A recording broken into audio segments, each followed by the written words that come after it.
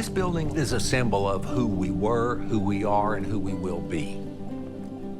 It was my grandfather's capital. It was my father's capital. It is my capital. It will be my son's capital.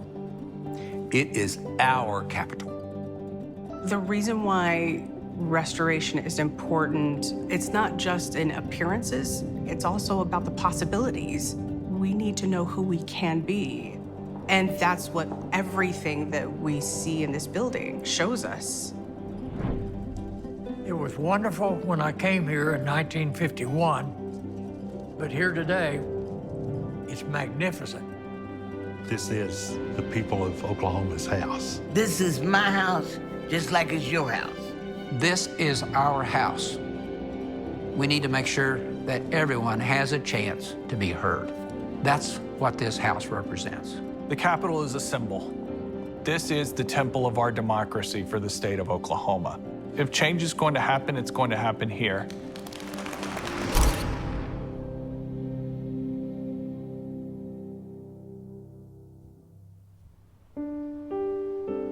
When does a building become more than a building?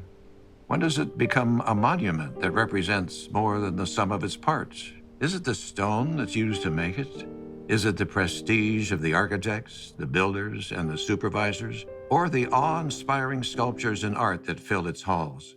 Maybe it's earned by time, the way it reinvents itself, a torch handed down from generation to generation. Or the richness of the land it's built on. But at the end of the day, Oklahomans know that the most important part of a building is those who fill it, the voices that echo through its halls. The monumental aspect of our capital comes from its people, their willingness to assemble, to discuss, to debate, and to come together. The Oklahoma State Capitol stands as a symbol of both the state and its resilient people. We can see ourselves. We can see a century's worth of stories etched in stone and marble, paint and plaster. As Oklahomans, these are our stories.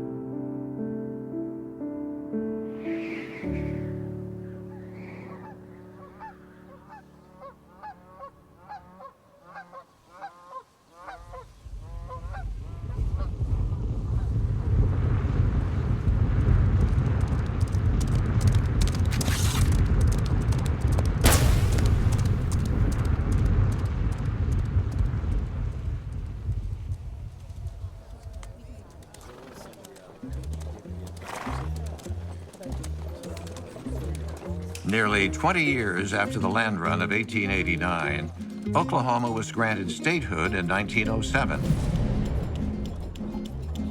Originally, the state capital was established in Guthrie, Oklahoma, but it wouldn't last. Guthrie was a Republican town, and Oklahoma was a Democrat state. And so during the first couple of years of statehood, the first governor, Charles Haskell, really got tired of all the attacks that came from the folks in Guthrie. Here you had an unhappy situation in this Republican town with Democratic leaders. We think politics are vitriolic in the 21st century. It's nothing like it was then. On June 11, 1910, the Oklahoma citizens held a vote and chose to move the capital about 35 miles south to Oklahoma City. Guthrie was a growing metropolis, but Oklahoma City was growing faster. So it was a pretty easy choice for the folks to move the capital down to Oklahoma City. A local legend tells how Guthrie was very resistant to the capital moving. So on the evening of the vote, the governor's private secretary snuck the state seal out of Guthrie in the cover of night. He stole the state seal and drove an hour back to Oklahoma City, securing the seal in Governor Charles Haskell's room at the Lee Huckins Hotel. I never want to throw cold water on a great story. And stealing the state seal and moving it out is a great story. Could it have been true? Maybe. But to me, unlikely. So maybe the seal wasn't dramatically stolen in the middle of the night, but it was a struggle to get the capital moved. Guthrie did not want to give up the state capital, and a long legal battle proceeded. But by May 29, 1911, the U.S. Supreme Court ruled that the Enabling Act establishing Guthrie as the state capital was unconstitutional. But the folks in Guthrie weren't to be dissuaded. They got together another initiative petition, so we had another election. Finally, on November 5th, 1912, the state decided to put it to a vote, whereby the majority of Oklahoma citizens voted for the capital to permanently remain in Oklahoma City.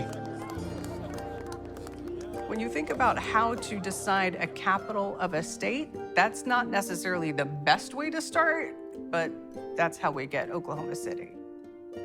Oklahoma City was thrilled.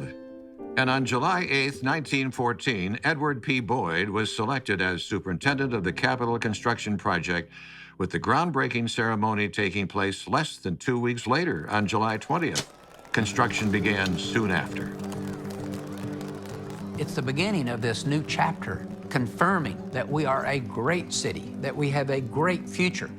Hope was that tonic that intoxicated an entire community. And that groundbreaking of the state capitol was one more reason to have this great hope. You have to realize what a momentous occasion this was for the entire state. And no better way to assert your place on the world stage than to build a monumental Capitol building. The architectural firm of Leighton and Smith designed the Capitol, and the prestigious construction firm James Stewart and Company was selected by the Capitol Building Commission to build the edifice. They designed a large state capitol overlooking downtown Oklahoma City. The Capitol was constructed in the middle of a farm. We had everything from carpenters to bricklayers to stonemasons, every trade that you can think of, and these were the best of the best. The Capitol was always intended to have a dome. Well, unfortunately, we were really on bare bones with $1.5 million to build our state capitol. So the decision was made pretty early on that we were going to forego the dome. Now, thankfully, the legislature said, we want you to put the structure in place to be able to hold the weight of a dome should some future legislature decide that they want to put it on. On June 30th, 1917, just 36 months after the commencement, construction of the Oklahoma State Capitol was completed ahead of schedule. The Capitol flourished, as did the state, as swaths of people traveled red dirt roads into the heart of Oklahoma City. It was only a few years before government started to outgrow the Capitol building. The first office building that gets built is the Oklahoma Historical Society building, and then they built the state office building. Oklahoma City eventually comes to encompass the Capitol building as it's growing in this direction. Then, in 1928, the Oklahoma City oil field opened just south of the city limits, ushering in a new chapter in the state's history, which ultimately brought energy production to the doorsteps of the Capitol and an era of affluence. Oil derricks were added all around state capitol land, but the crowning jewel was State Capitol Well Site Number 1, better known as Petunia Number 1. The oil derrick was nicknamed for the flower bed the contractors drilled into to build it on November 10th, 1941, with completion in early 1942. Petunia Number 1 continued producing oil until the mid-1980s. Several of the oil derricks were very productive over the decades, and the state put that money to good use. All money made from oil produced by those derricks went directly into the state general fund.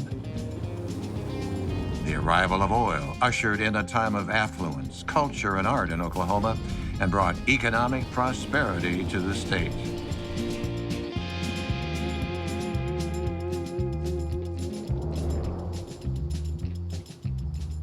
There had been numerous attempts over the years to finally add a cap to the building. And some of those attempts were pretty wild. In the 1920s and into the 50s, they had proposed an office tower instead of a dome. In my opinion, that was going to be sort of a Frankenstein's monster of a building. It is the unfinished capitol. It needed a dome. And so eventually we have a governor who says we need a dome on that state capitol to finish it. It has to be Governor Keating because Governor Keating takes it on as a passion project. This building was most unattractive. And I think to have pride in a state, we needed to have the place that looked better than the Bulgarian Veterans Hospital. He was able to say, this is something that we can all get behind, something that we can actually say that represents us in the best possible way. We had the original plans for the state capitol on the vellum, the original material. We had them in our collections. They wanted the design to complement what Solomon Layton had planned all those years ago. We realized that we were part of history in the making. My view was it was Oklahoma rising, Oklahoma stepping forth as a mature and successful state. And that dome, I think, was a capstone of dreams, a capstone of optimism, a capstone of comfort with our history and real anticipation of a better history tomorrow. As the dome construction was nearing completion, the Oklahoma Arts Council held a contest to select a finial sculpture to top the Capitol building. After reviewing many submissions, the artist selected was Enoch Kelly Haney. At the time, he was a sitting state senator, but he had also long been a well-respected and renowned Native American artist. And with his selection, he put forward a sculpture called The Guardian. He wanted this figure to represent Native peoples, of course, but it was also to represent the strength of all Oklahomans. This figure is a reminder to the people who work in this building and represent the people across the state of Oklahoma that they are to be the guardians of the will of the people.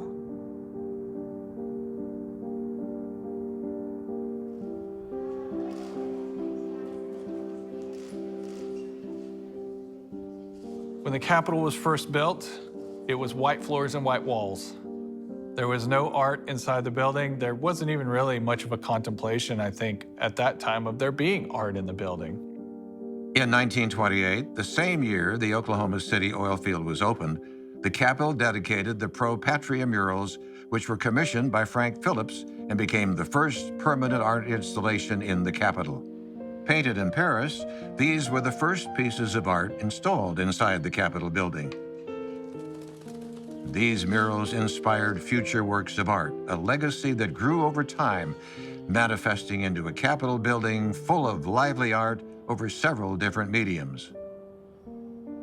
Scores of artists have since had their work exhibited in the Oklahoma State Capitol, from sons and daughters of Oklahoma to painters, sculptors, and other artists from all around the world that introduced their art to the heart of Oklahoma. This work helps to tell our story to visitors from around the state, around the country, and around the world. Works like Charles Banks Wilson's murals, a series of 4 murals that depict Oklahoma life from 1541 to 1900. These were dedicated on November 16, 1976. Charles Banks Wilson contributed more than just murals. Several of Oklahoma's most famous residents have been honored with portraits by Wilson, which now hang in the Capitol's 4th floor rotunda. In particular, the exterior art at the Oklahoma Capitol provides a unique opportunity to show the world who we are. Artwork such as the tribute to the Romantic Riders of the Range became the first permanent piece of exterior art in 1930. Almost 60 years later, in 1989, Allen Hauser's As Long as the Waters Flow was dedicated. Both sculptures pay homage to our state's extraordinary history.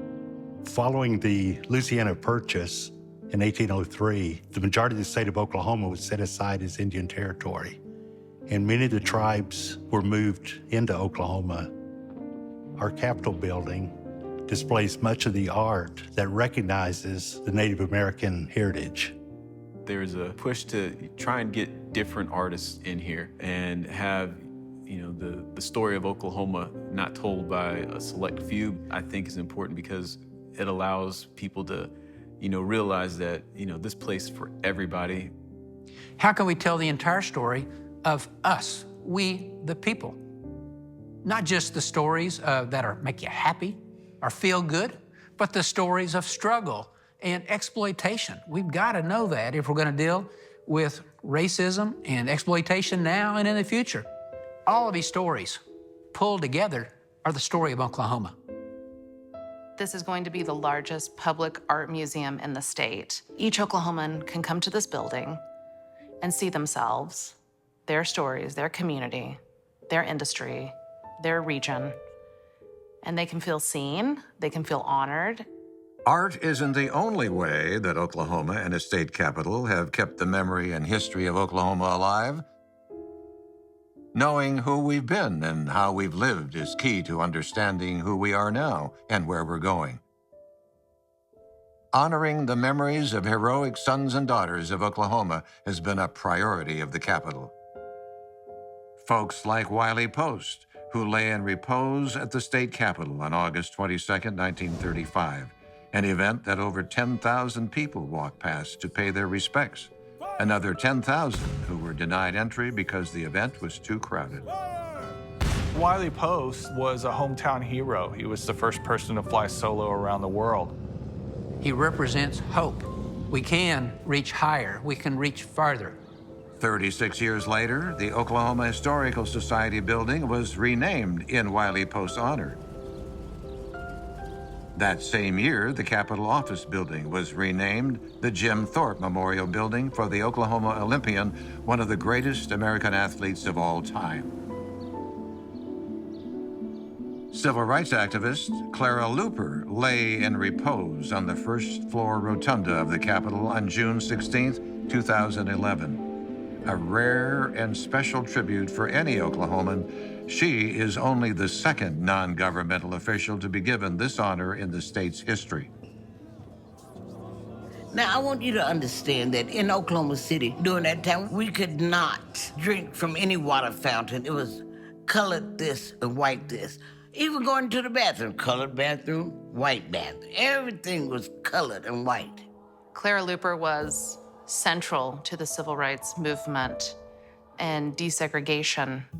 As I looked at her casket and saw it draped with the American flag, I was proud. I just wished that so many people that had dreams of freedom could see this. And they would say, if Clara Luper from Hoffman, Oklahoma, can lay in state at the Capitol, then anything's possible. We are really excited about the addition of Clara Luper's bronze bust for the Capitol. The Clara Luper portrait bust has been something that I've been wanting to do for about 10 years. And to have my artwork in a place where, you know, I came and visited is something that I don't know if I quite grasped yet. Clara Luper is one of the finest examples of a foundational belief of Oklahoma and a central purpose of the Capitol. She was an activist who fought for justice, who demanded that her voice be heard. Her legacy of perseverance is one that Oklahomans from all over the state have joined. When people are very passionate about an issue, whether it's gun rights, whether it's abortion, whether it's a teacher pay raise, this is the building they come to. Great consensus and great policy comes from tension and people letting their voices be heard. When the people speak, the government does listen. And if we can organize and work together, we can move Oklahoma forward a lot more quickly than I think a lot of people believe. Since our state capitol building was built in 1917, it has not had a comprehensive restoration. If it should shut down the Capitol itself, it would shut down government. We had electrical issues. We had some flooding down the basement. We had elevators that were out quite a bit. I've always thought the sewer problem was the one that was most noticeable. Literally, the plumbing under the building had failed, and much of that sewage was just spilling into the ground under the building, and so the basement had that interesting aroma. The building had become a hodgepodge of mismatched finishes, mismatched materials. Everything had a bit of a yellowish hue to it. Some of that was lighting, some of that was probably years of smoke. You could see wires hanging down and doors that didn't match. It was like someone would say, I want a door here, and somebody would go get whatever door got in front of them the quickest. The facade was falling off on the outside. In 2014, a staffer down in the basement showed up to work on a Monday morning and found that a large spall of concrete from the ceiling above had spalled off and was laying on his desk. Had that person been sitting there, it could have injured them pretty badly. At that point, I think it was easy for everyone to see the building is literally dangerous now. We needed to take care of our state capitol. It was an incredibly challenging project because we had to do every square inch of the building. The exterior restoration consisted of largely a masonry restoration and a window restoration. We renovated every square inch of the interior of the state capitol from basically the attics down. One of the challenges was that the Capitol would never be shut down. Keeping the building open through construction was extremely difficult. We started with the renovation of some of these back-of-house storage areas, and then we moved a state agency into there. It became a very strategic musical chairs. We worked nonstop. This architecture in this building is meant to make you feel like you're somewhere important. So it's important for us to restore that back to its original look and feel. We brought in a historic paint consultant to look at what the original colors of the Capitol might have been. They cut these exposure windows where they cut through each kind of layer of paint to see what was there through time. I'm a fourth-generation builder. I have memories of coming here on field trips when I was in second grade. So the pride that I felt coming to work here every single day was something that I can't describe. It's one of those once-in-a-lifetime projects that you get to work on. It's the most iconic building in the state. So being a part of that history is pretty awesome. We have a project 8 years later that came in on time. To me, it's an incredible accomplishment. We are now a modern Oklahoma. Suddenly you look up and you see details you never saw. It would have been easy to say, well, these old steps on the stairways are all worn out with all this use. Let's take those out. They didn't. They saved them. I walk up those steps and I feel my foot in those grooves. So I'm part of this history, part of this continuous story of past, present, and future. This state capitol today, more so than just the beauty of the paint and the plaster, will serve the purposes of government, a place where we come together to create the greatest good for the greatest number of people. I'm most proud of the fact in this restoration that I think we've returned this to being the people's house. Now today, when you come in here, you can be proud that you're from the state of Oklahoma. Wherever you're from in the state of Oklahoma, this is your house. In a democracy of any kind, it's important to have this place that people can come to voice their opinions. And for every democracy, it is their capital. The state capitol's doors are open to all. A building that belongs not to any one ideology or group, religion or political party, but to all Oklahomans. A place where everyone's voice is welcome to speak. A safe space where we can assemble, discuss, and debate for a better and brighter tomorrow. This imposing pile of stone and brick and mortar is much more than a capitol. It is a monument to law and order. It is a guarantee that the rights vouchsafed to the citizen by the Constitution shall be perfected and always held inviolate.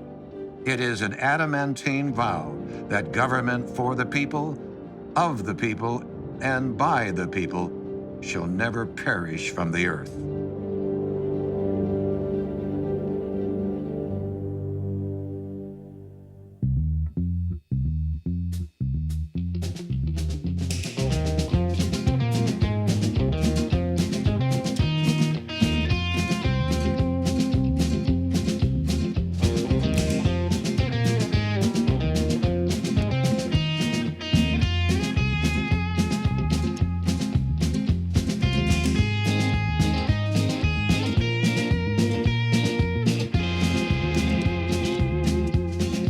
In 1972, there was a movie filmed at the state capitol called 30 Dangerous Seconds. And in that movie, there's a big shootout in the fourth floor rotunda. there is a stuntman, and it was his very first stunt to perform. He was paid $150.